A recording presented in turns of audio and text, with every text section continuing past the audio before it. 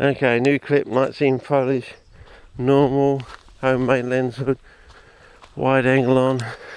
Just walking around here in case we've just got totally, I don't know, but we came through there, we got that vista. I don't know what's going on, fellas. I really don't. Either someone's come in and sprayed that area by accident, or on purpose, or you'll never see that side again. You know, that sort of narcissism. Or maybe they can sense it's going to be a really bad year and they only half of them come up or something. I don't know. Or no, you couldn't say it got too wet, because it's just maybe May was just such a weird year. They started growing underground and decided just to, oh no, we're just going to go in and make a tuber, you know, a daughter tuber, a safety backup tuber or something. I don't know. Oh, here we go. Oh no, it's a plane. Up in the sky, is it a bird, is it a plane? No, it's definitely a plane this time. Not like the helicopter we had from, what, 2 years ago, hovering? For no apparent reason. Oh! Nah, it's a little Joey thing, I don't want to, in case there's a mama bear nearby. Yeah. Got a shock of the life. What the heck is that? Okay, oh well. Walk through the bracken this way. Looks like someone's been through here, or something's been through here. But wouldn't it be nice to be able to grow BINATA to something like this? I've said this before. Maybe we're actually going to get there, fellas. Now we've worked out, one, there's nitrogen being fixed into the soil. Two, the reaction that fixes the nitrogen into the soil is dependent on it's a hydration reaction, therefore it depends on water, so it depends on the soil being wet for a reasonable amount of time, and that the formula with theoretically can actually store the or fix the higher nitrogen level is normally much drier. So dry that you doesn't really grow much on it. So you basically got to keep this soil that is really gnarly and dry wet for a long period of time, and then it should fix even more nitrogen than the normal formulation sort of thing.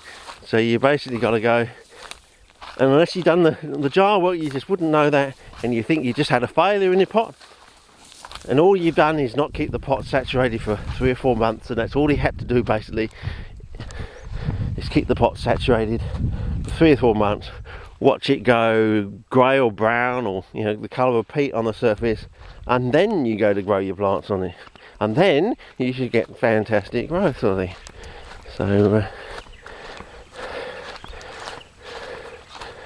So you basically got these sort of almost sterile soils with high nitrogen.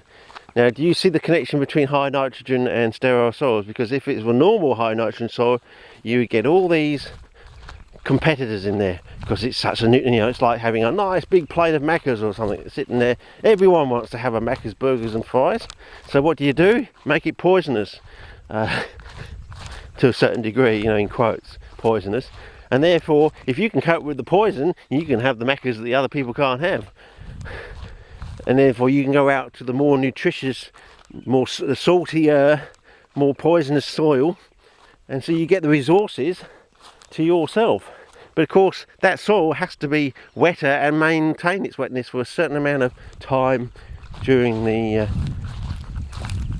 active growing season sort of thing. So you get this like prenuptial period of, you know, it's fixing nitrogen from the atmosphere. Whether that nitrogen is actually fixed permanently or it gets released at the end, so when the soil dries out, as we go in Australia, like we go, sorry, in Abbotland, we go into like a dry period, maybe you lose that nitrogen or a proportion of that nitrogen, and it has to go through another refixing stage at the beginning of the next season. Whereas because WA has such a long season and a short off period, that short off period begins right at the beginning of the season, and so the time where it dries out and to where it restarts the thing is such a short thing that you get so much more nitrogen being retained and less lost in the soil, and a longer period to recuperate the following season as well. So, you know, it's almost like a win-win-win if you have a much longer extended period of time, which might explain why there's all these so-called, in quotes, tannins in the water, because it's a much richer environment. Theory I know at the moment, but hopefully with the bucket chemistry, the jar working, the tissue culture, we can start to actually tick these boxes off and prove certain, if not the whole thing, certain sections of them. And then you make the assumption, well, if I've ticked box 1, 2 and 3 and I've picked 5, 6 and 7 and 8, you've just got to assume that 4 is also tickable, but at the moment I haven't found a way of ticking number box, did I get that right, or was it 5 I missed out on?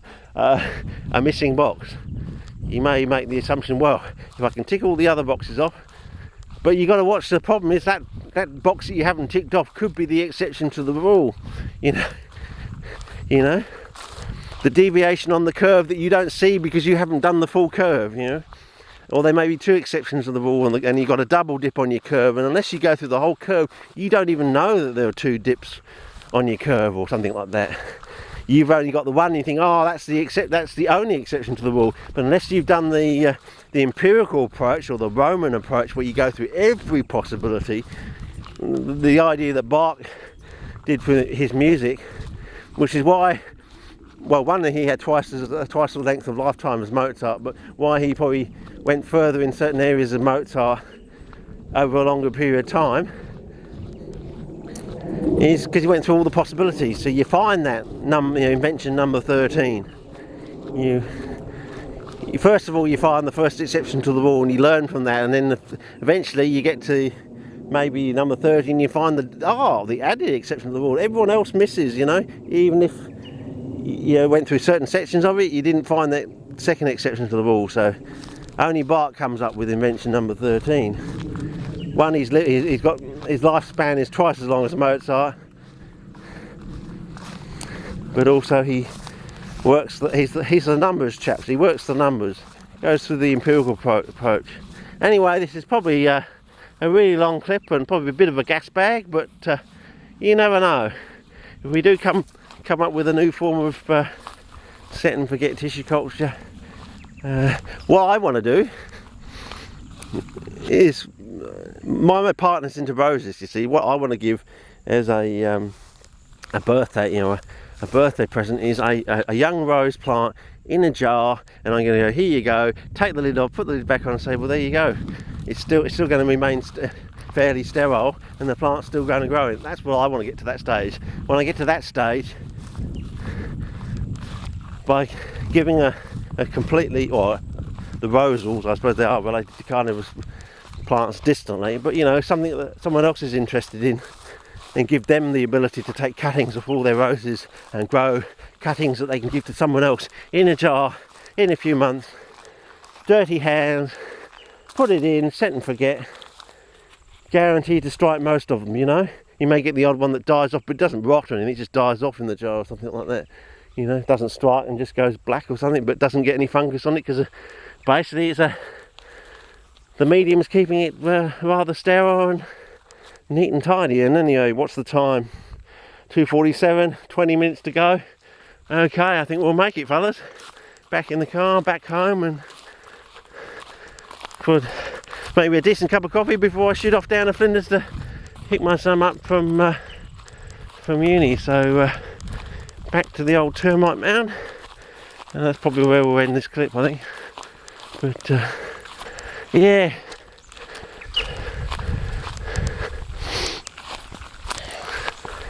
I think that's really one of the fruits of your labours. Really, is to do something totally out of your field for someone else, and just see the look of wonderment. How the bloody hell did you do that? and of all the hard work, the soul destroying times,